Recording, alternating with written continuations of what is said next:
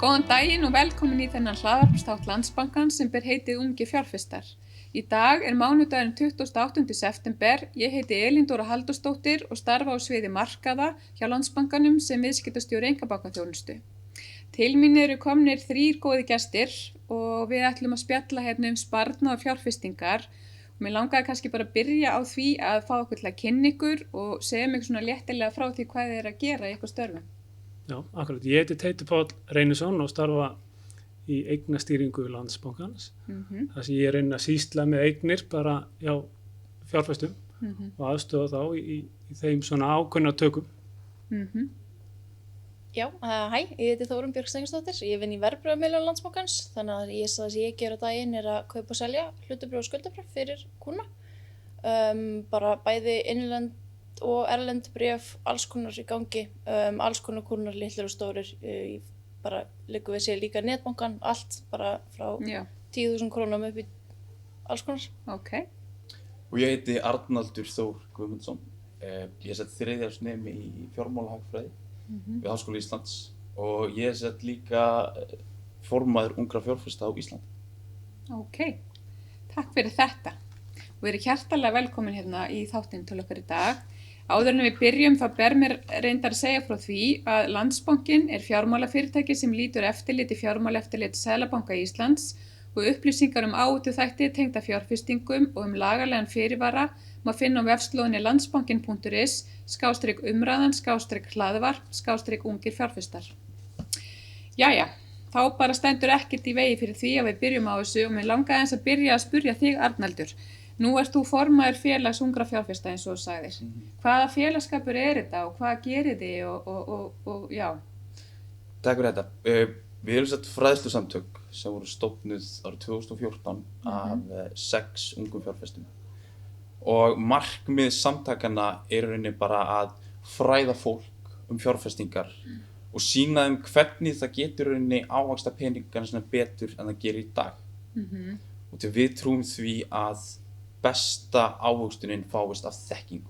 Já. Og þess vegna höldum við viðburði sem þessa og í dag á COVID-tímum reynum fyrst og fremst að hafa þetta rafrænt. En svo svona markmiðið kannski að eftir þessa COVID-tíma að geta kannski fengið að hitta ykkur og eiga við ykkur spjall. Já. Þetta eitthvað, skráir fólk sig í þetta félag eða þetta bara opið öllum? Þetta ef þú ert á aldrinum 18 til 35 ára, þá getur þú gerst ungur fjárfestir. Þess að þú ert einfaldlega að gera að fara inn á Facebook og fylgja okkur og skráðu síðan inn á ungirfjárfestar.com. Já. Og bara meðlimur ungra fjárfesta. Já, flott hjá ykkur. En af hverju ætti ungt fólk að vera að hugsa sparnað og fjárfestingar og þú veist, hvernig best fyrir fólk einhvern veginn að bera sig að í þessu þegar að byrja að spara? Já, góð spurning. Það náttúrulega þeir sem hafa tök á því ættu náttúrulega að reyna að leggja til hliðar eitthvað að þeir hafa tök á eins og ég segi og finna þá sitt sparnaðarform sem hendar þeim. Að þeir náttúrulega eru ansi mörg til í dag, þessi ávöxtunum möguleika fyrir hvern og einn. Við erum með innlán sem ber ákveðna vexti í og svo erum við með jafnvel stökbréf, þá hlutabréf eða skuldabréf sem getur hendað einhverjum.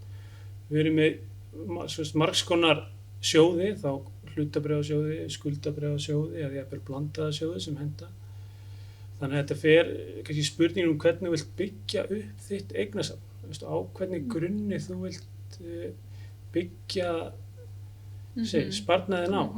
Hvort sem það þá á vel dreifðu eignasafni eða hvort það sé á ríkis skuldabréfum eða slíkum. Þegar þú talar vel dreift eignasafn þá ertu að tala blandað safn af hlutabréfum, skuldabréfum og þá erlendu bréfum og íslensku bréfum, þannig að þú bara með blandaðar Akkurat, þá ertu að fjárfesta í mismunandi eignaflokkum og þar með dreifa áhættunni og svona reyna að hámarka þá mögulega ávöxtun og lágmarka áhættu út frá þínu svona áhættu stöðli þar sem viðhorf þitt við þá sveiflum. Að þarna til margs konar blandaða sjóður, þetta ekki bara einn sjóður sem blandaður, heldur þetta mismunandi hlutfall á skuldabréfa og hlutabréfa. Og kannski sniðugt sem einhver grunnur í sparnaði sem ættir að byggja upp einhvers konar eignasafn og svo ef maður vil læra betur sjálfur inn á þetta og taka eitthvað þátt sjálfur með því að kaupa í einhverjum fyrirtækjum eða skuldabréfum eða eitthvað slíkt, þá kannski þetta að vera með svona efsta píramídalagið í því að vera að versla þar sjálfur, þannig að þú ert með hitt svona tiltölulega örugt. Akkurat. Þótt að séu þetta alltaf einhver áhætta í öllum verðbréfum og þau sveiflast, en með svona mikilli dreifingu þá ertu að draga mikið úr áhættunni. Þú getur einmitt verið með margs konar sparnað, hvort sem það er ákveðin sparnaður til skamstíma og annar til langstíma. Þetta eru kannski tveir mismunandi sparnaðir sem bera ólíkar fjárfestingarstefnur, að kannski skamtímasjóðurinn er sjóður eða fjármagn sem þú vilt geta gengið að, en langtíma er kannski það sem þú vilt byggja upp og mátt að horfa á jafnvel sveiflur í ávöxtum. Já. Þannig að þú ert að fara að kaupa þér til dæmis bíl á næsta ári og ert með einhvern pening núna, þú fer nú kannski ekki alveg að setja það í einhver hlutabréf eða í sjóð sem er þungur í hlutabréfum. Getur reynst þér vel, en það kannski fellur eftir átþolir. Já, en ég er að tala um það að ætlar að kaupa bíl á næsta ári, sko, þú veist þú ert að nota peningin á næsta ári, það kannski er erfitt að kaupa svona fjárfestingar þar sem þær geta alveg bara farið niður já.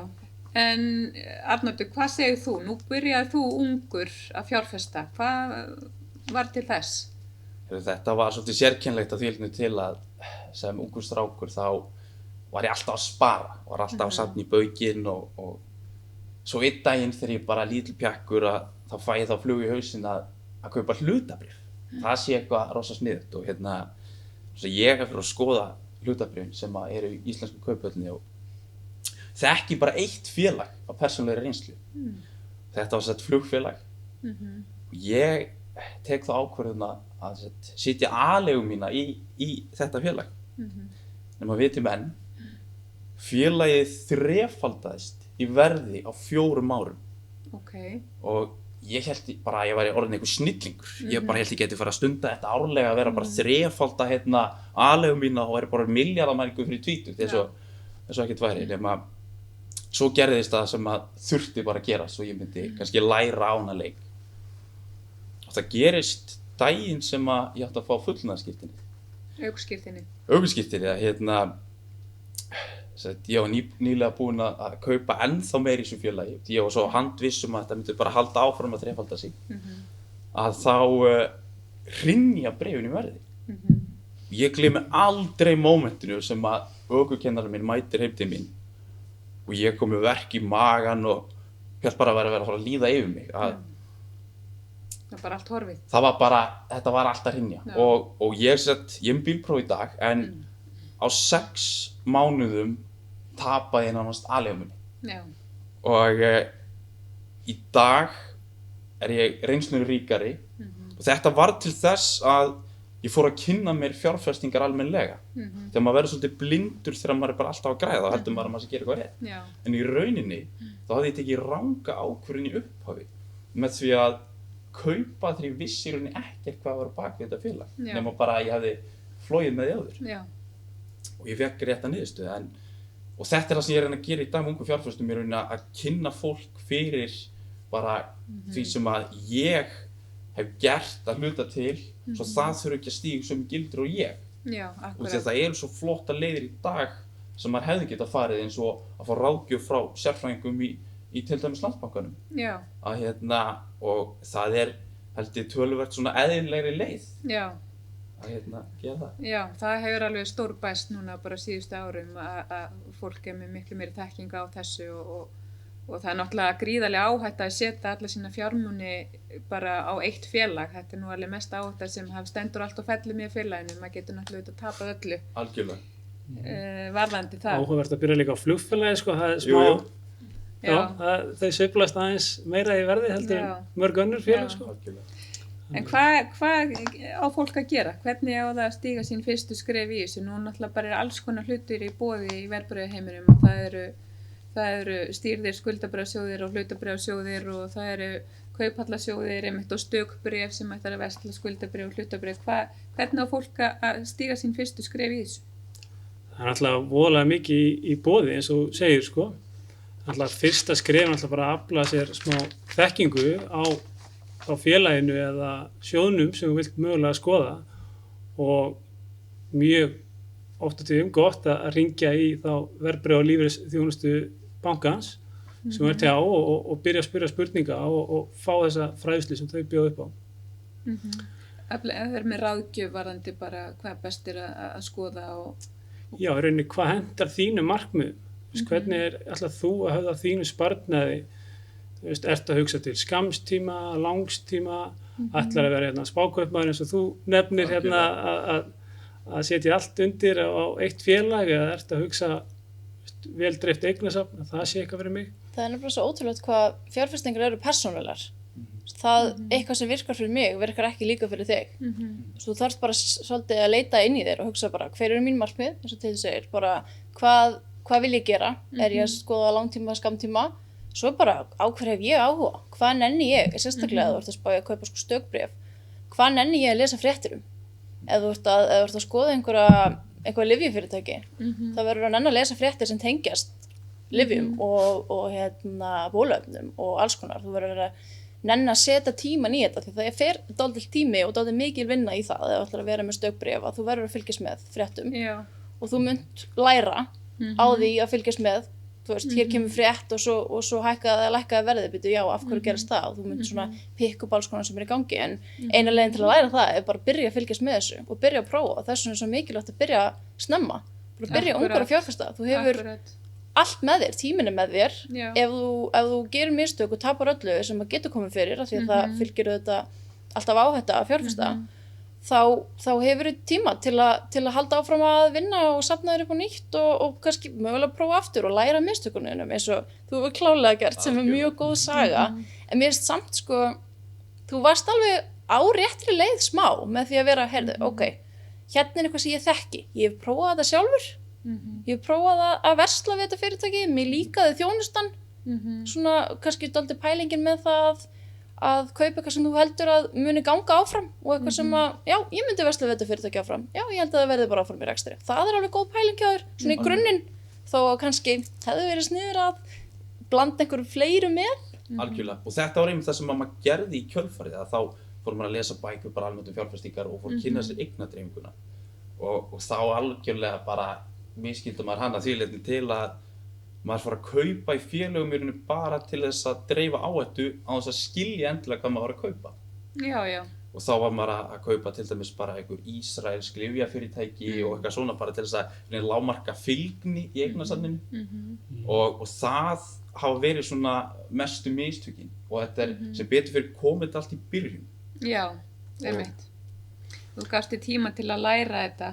En einmitt, fyrir fólk sem er bara að stíga sem fyrstu skref í þessu, það er kannski ekki besta leiðin, myndi ég halda að fara að kaupa sér stökkbréf, maður vil kannski byggja eitthvað grunn og þekkingu og þekkingu, en ok, maður getur haft samband við ráðgjafa í bönkunum, í verðbréfa- og lífeyrisdeildunum, það eru verðbréfaráðgjafar í útibúunum og það er hægt að kaupa sér inn í alls konar blandaða sjóði, þeir tala um eignadreifingu.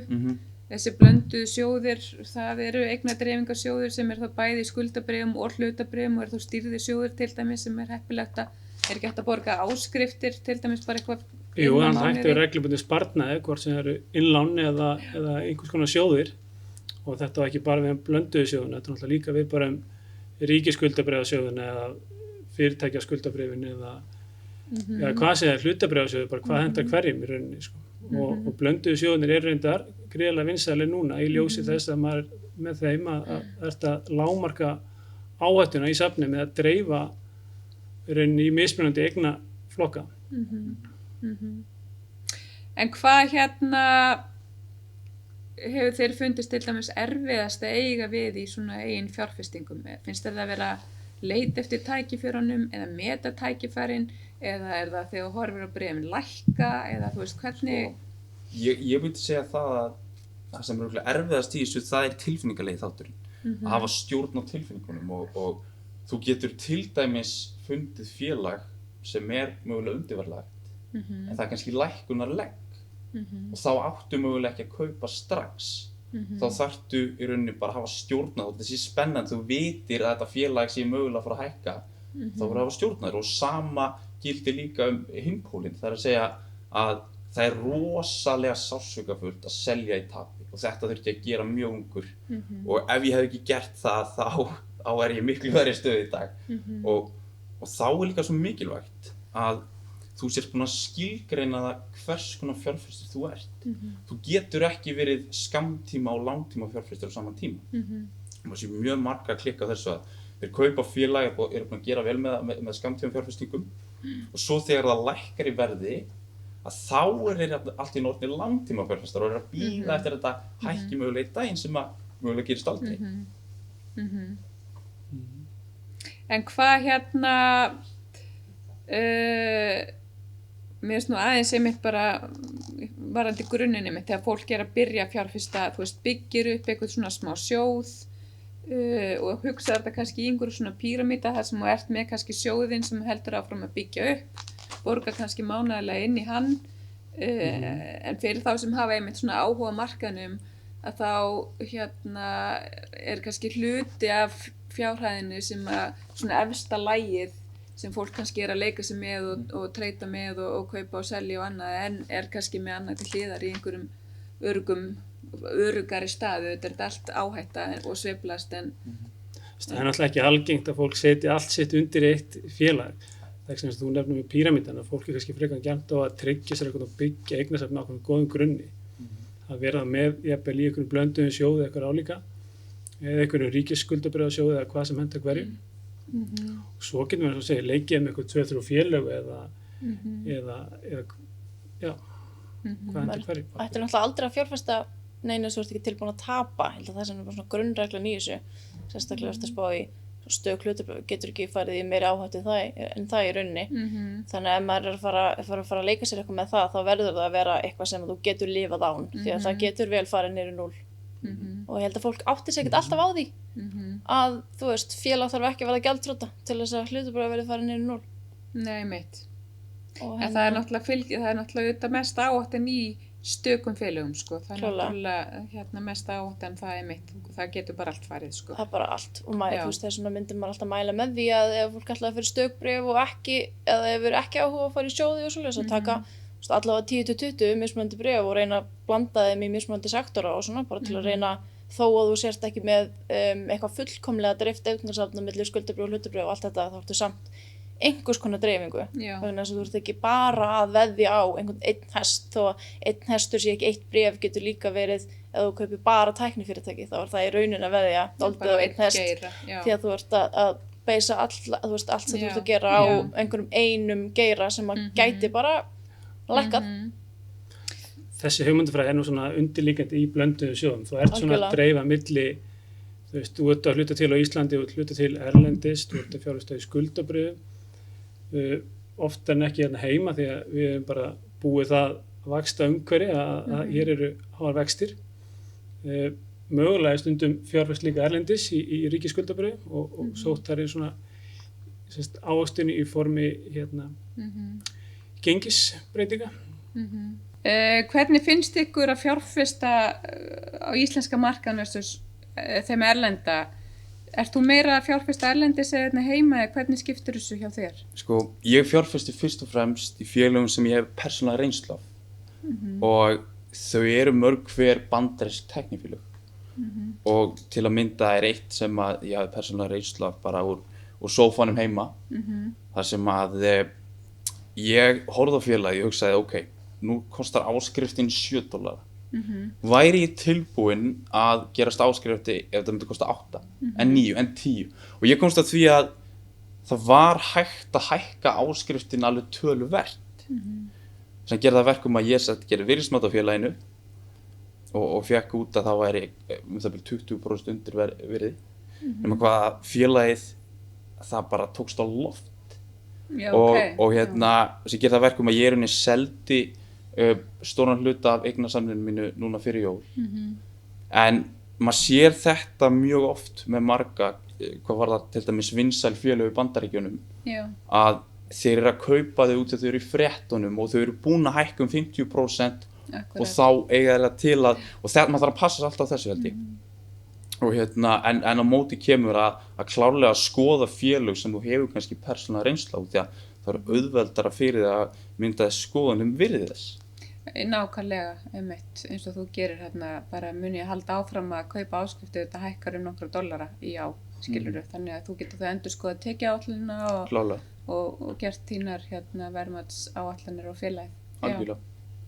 Ok, við erum ég er svona að spá í helstu mistökum sem fjárfestar gera. Við erum búin að kannski tala um það að setja ekki allt í eina körfu, heldur dreifa til þess að draga eins úr því sem að bara hugsanlega getur tapast.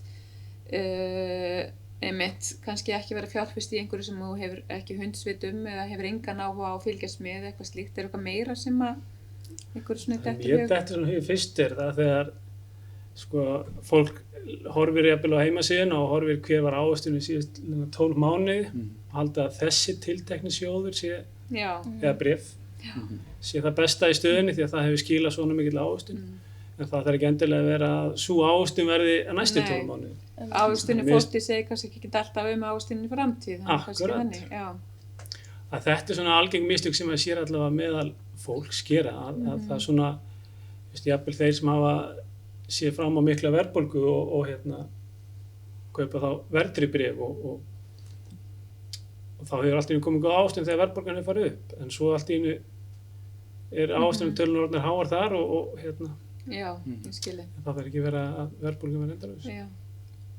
Ég held að það sé líka eins og Arnaldur komast inn á það með tilfinningarnar. Að fólk hefur ekki svona taugarnar í það að horfa hluti lækka. Af því að ég meina, sérstaklega skoðu stökkbréf og nú kommenti ég aðalega það því að ég miðlari og er ekki að spá í sjóðum mikið. Þá það er eðlilegt að verði sveiflust. Og ef þú ætlar að fjárfesta í stökkum bréfum þá þarftu að vera tilbúin að horfa á hluti lækka. Af því það mun gerast, þú getur ekki alltaf veðjað á rétt, það er ekki séns. Þú verður, ef þú hefur alltaf rétt fyrir þér, þá máttu hringja mig ef það er einhver sem er að horfa á þetta. Ég meina, Warren Buffett gerir líka mistök, skilur. Og maður verður bara að vera tilbúin að stundum taka á sig smá tap og sjá og selja í tapi stundum eða bara bíða eftir að hækka aftur, þeir tala að fjárfestingar séu 50% skil og 50% heppni. Þetta minnir á það þegar ég keypti hlutabréf í samfélagsmiðli sem að lækkaði 40% á einum degi eftir skandal og ég gleymi aldrei símtalinu sem ég fekk frá mjög góðum vini mínum þar sem að hann spyr mig Arnaldur, ertu ekki búin að selja bréfina? Þetta er bara frjálsu falli, MySpace, það þurrkast út á einni nóttu og ég sagði ég sagði hann, Jón, myndið þú selja húsið þitt ef það kviknaði í því í gær? Og veitir menn, félagið náði sama verði á nokkrum vikum. Og þetta er svolítið mikilvægt að panika ekki, að halda rósinni og vera samt aftur á móti alltaf open-minded, kannski hafði verið rangt fyrir og þá kannski átti að selja, en ég var bara með skoðun á félaginu og það komu nýjar upplýsingar, það sem með þennan skandal og ég taldi það þetta hefði ekki það mikil áhrif á virði félagsins. Þess að ég hélt bréfunum sem var einnig rétt ákvörðun í þetta skiptið. En maður þarf alltaf bara að mynda sér skoðun og vera open-minded og spyrja sig, hef ég rætt fyrir mér eða ekki og Akkurat að kynna sér bara einhvern veginn hvernig maður heldur að framþróunin verði og akkurat hvað gerist í framtíðinu, þú segir hverjir eru að fara að hætta að nota þannig hlut út af því að þetta gerðist. Einhverjir kannski, örugglega ekki allir, hvað held ég, hvernig verða bílar eftir 10 ár, hvernig verður orka eftir 10 ár, hvernig verður mataræði fólks eftir 20 ár, skilur, bara ef þú hefur trú á því að eftir 20 ár verða allir vegan, þá myndi ég klárlega skoða fjárfesta í félögum sem eru á þeirri braut. En ef maður er sjálfur að versla með stökkbréf, hlutabréf eða skuldabréf eða hvað það er, af hverju ætti maður að fara gegnum miðlar í bankanum frekar að setja upp eitthvað svona erlendan netreikning þar sem að maður getur verslað þessi bréf út úr verði? Já, það er, ég meina, það er mitt máli. Þú ert annarkvort út að velja það að fara gegnum netsíðu eða þú ert með mannesku sem er á hinum endanum. Þá annarkvort er hægt að í rauninni senda tölvupóst eða hringja og þú veist að það er einhver á hinum endanum og ég meina ég skil það alveg vel að fólki finnst það spennandi að nota frekar vefsíðu sem þú borgar lægri þóknun, gerum við alveg grein fyrir því að það er dýrara að versla í gegnum mig. Ég meina ég tek 1% í kaup- og söluþóknun með ákveðnu lágmarki eftir hvaða markaður það er og í hvaða mynt og svona. En það sem þú færið miklu persónulegri þjónusta. Ef að einhver ungur hringir í mig og segir ég vil kaupa 1.000.000 bréf í einhverju og ég hugsa, átt þú svona mikinn pening? Ertu ekki aðeins að ruglast eða sendir e-mail með auka 0? Já. Það er enginn hjá erlendri netsíðu að fara að stoppa þig af að gera það eða að fara í olíuskiptasamning eða það er enginn að fara að stoppa þig af í einhverju sem að þú kannski veist ekki alveg hvað þú ert að gera. Þá er kannski ekki rosa sniðugt að vera inn á einhverju síðu þar sem þú getur gert bara næstu hvað sem er og komið bara í dálítið vandræði og ég líka held að ef þú ætlar að gera mistök þá maður ætlar sig ekki að gera mistök en ef maður gerir mistök þá myndi ég halda að það væri auðveldur að díla við friendly neighborhood Landsbankann heldur en erlenda netsíðu. Ég skilji. En Teitur, það kostar líka að kaupa sig inn í sjóði ef maður velur það frekar að treysta öðrum fyrir því að stýra eignunum sínum. Fyrir hvað er maður að borga? Nú eru margir að setja þessi gjöld fyrir sig. Hvað er maður að borga? Hvað fær maður fyrir þessi gjöld sem maður greiðir? Sko, þannig náttúrulega sérfræðingur sem náttúrulega að vakta sjóðinn nánast allan sólarhringinn og að taka upplýstar ákvörðunir hverju á fjárfesti í hverju sinni. Þannig að ef maður er ekki tilbúin að gefa sér allan tíma í heiminum í það að skoða hvenær nákvæmlega átt að kaupa og hvenær nákvæmlega átt að selja, þá getur þetta verið ansi góð lausn. En því vissulega ykkur fylgir ákveðin kostnaður í sjóðnum, sem þá svona viðvirðandi gjöld á ári. Það er líka ákveðin upphafskostnaður sem oft kallar gengismunur. Það er svona á bilinu 0% upp í 2%. Þannig að því ég kaupi inn í sjóðinn þá er ég að borga frá 0,5 til 2% inn í sjóðinni, það ekki? Jú, sem dæmi. Við erum oft með sparnaðarherferðir og slíkt þar sem við erum að gefa afslátt af þessu upphafsgjaldi. Og áskrift, maður getur verið áskrift í svona sjóðum og sleppur maður þá ekki við að... Jú, þá sleppur maður ansi vel, ef svo má segja, að þá greiðir maður ekki þennan gengismun sem er þessi upphafskostnaður. Já. Þá er maður einungis ef þú vilt kaupa fyrir 5.000 á mánuði þá er einungis 100 krónur sem er afgreiðslu gjaldið, sem að segja. Og þetta við þó fjárhæðin 100.000 krónur eða 50.000 eða 10.000, það er alltaf 100 krónu kostnaði sem fylgir þessu. Þannig að þá sleppur við þennan upphafskostnað. En ólíka bréfunum, stökum bréfum, að það er engin kostnaði við það að innleysa í sjónum eða selja í sjónum. Nei. Þannig að það er svona, getur verið ansi gott. Já. að vilja fara út. Já, þannig að maður greiðir inn í sjóðina og ef maður er áskrift þá sleppir maður við það og svo ertu með sjóðstjóra sem er vakinn og sofin yfir safninu og bara kaupa og selja og stýra því og þar er eitthvað svona umsýslugjöld inn í sjóðunum. Já, og svo kostar ekkert að selja þá bara akkurat, og svo má ekki gleyma því að náttúrulega stafnir sjóðstjórinn að vinna sína vinnu og er að kaupa og selja og það sem hann í rauninni fær betri kjör heldur en kannski almennir fjárfestar fá. Hann er jafnvel að borga kannski ykkur örfá punkta eða stæmir eins og borga kannski 1% eins og gerist í miðlunni. Já. En hvað þarf maður að í einhver ákveðna fjárhæðir til þess að byrja að fjárfesta eða þú nefndir nú áðan einmitt að kostaði 5.000 kall Já, það er einmitt ávinningurinn við í sjóðina. Að fara í sjóðina. Þarna er ekki há fjárhæð sem að getur lagt til hliðar á mánuði. Já. Þannig að eða bara lágmarkskaup í sjóðunum eru 5.000 krónur. Já.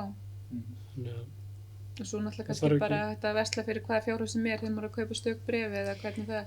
Þú veist, já og nei, það er svona, þú veist, ef þú ætlar að kaupa stökkbréf á innlendamarkanum, þá myndi ég ekki ráðleggja fólki að byrja á minna en svona 20.000 krónum í einu, af því það er afsláttur af þóknunum í netbankanum, þannig að ef þú fer þar í gegn þá ertu að borga 1950 krónur sem er þess lágmarksþóknun.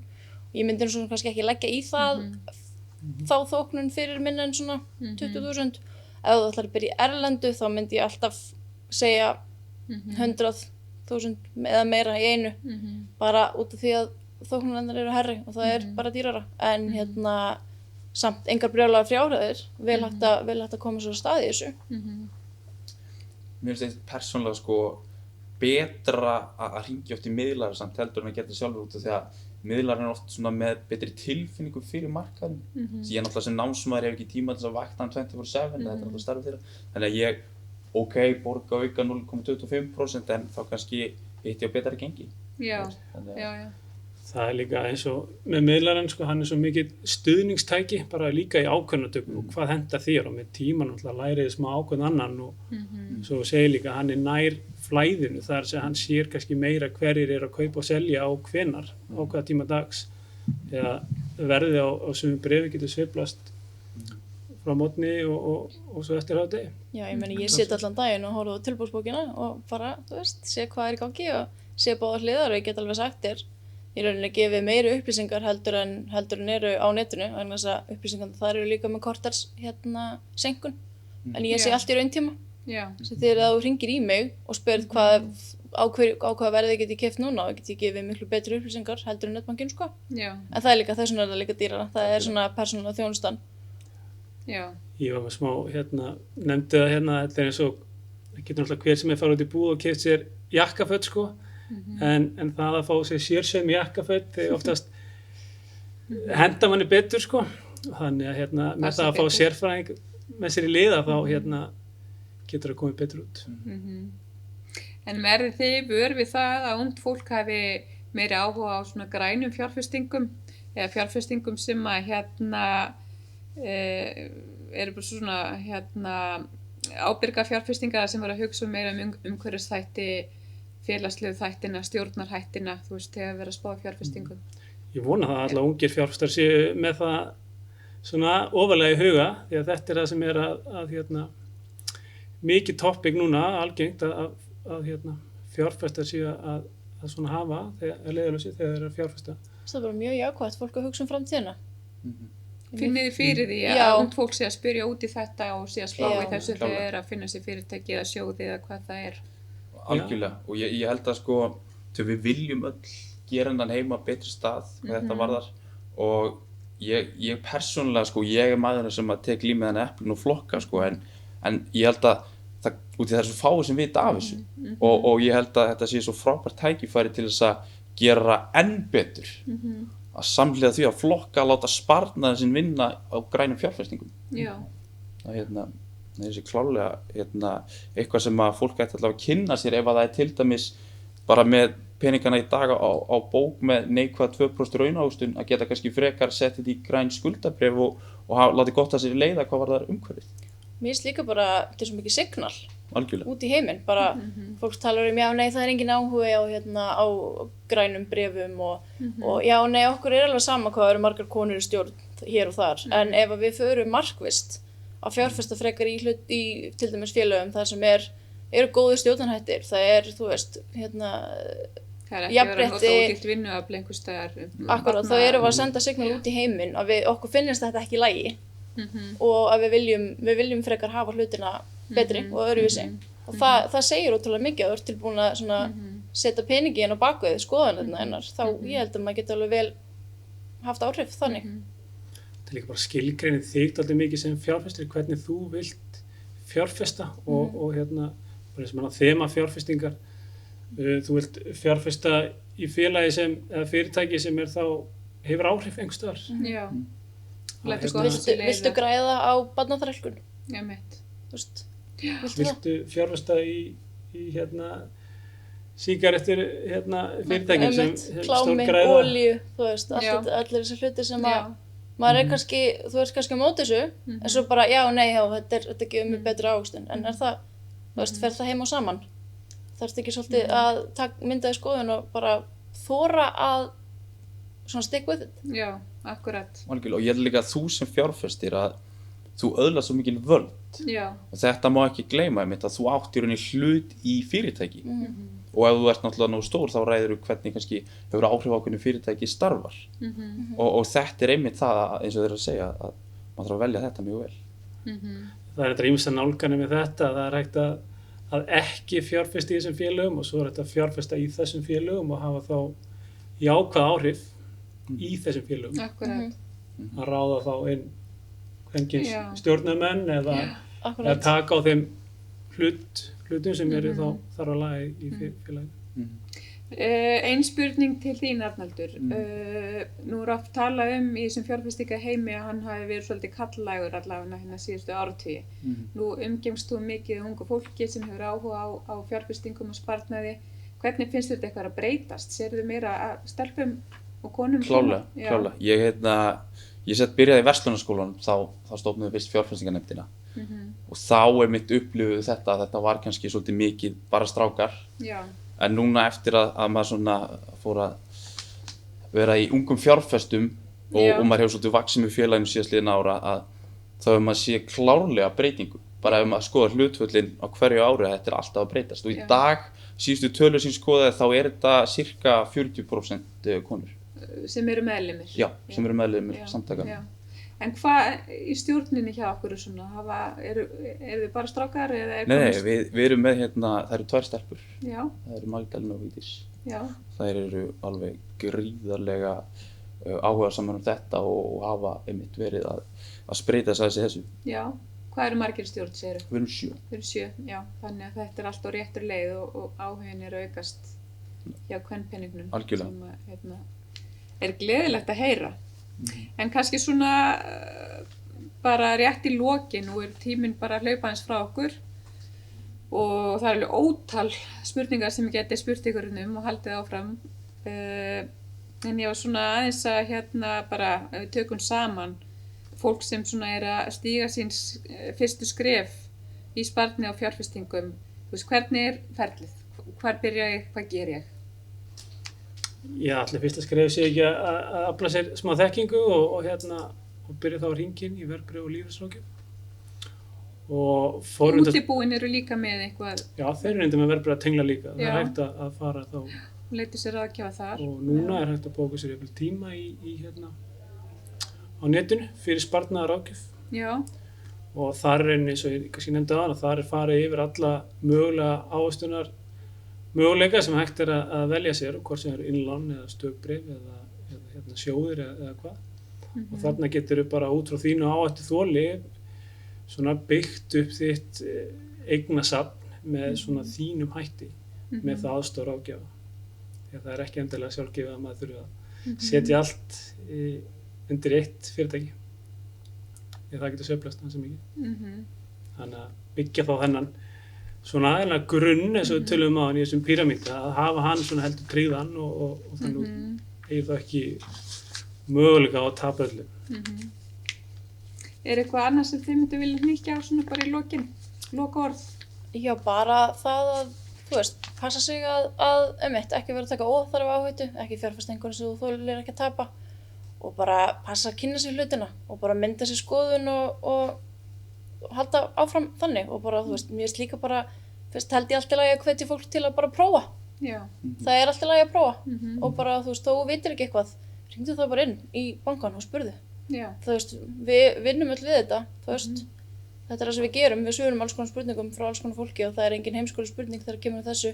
Við viljum miklu frekar að, ungi fjárfestar þeir séu upplýst og það að við fáum símtöl þar sem einhver segir, heyrðu, ég nú bara stígum í fyrstu skref á verðbréfamörkuðum, geturðu hjálpað mér, geturðu aðstofað mig bara hvað þýðir þessu hugtök, bara reyna, vertu bara með á nótunum og ekki vera hræddur að spyrja.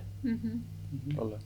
Og ég held að þetta sé mjög góð punktar og ef að fólk vill halda áfram að læra, þá getur það fylgt okkur á Facebook síðunni, Ungi fjárfestar og til þess að vera meðlimur samtakana, eins og ég sagði áðan að þá það bara einfaldlega að skrá sig inn á ungifjárfestar.com og þá getur þú í rauninni kosið í stjórn og haft meiri áhrif innan samtakana. Og kostar það eitthvað? Kostar ekki neitt. Kostar ekki neitt? Það er kostnaðarlausu. Og við bara hlökkum rosalega til þess að sjá okkur öll. Já, ég held við látum þetta bara vera lokaorðin hérna í dag. Mig langar að þakka ykkur kærlega fyrir að koma hérna og spjalla mig þetta. Langar til seinna. Bless.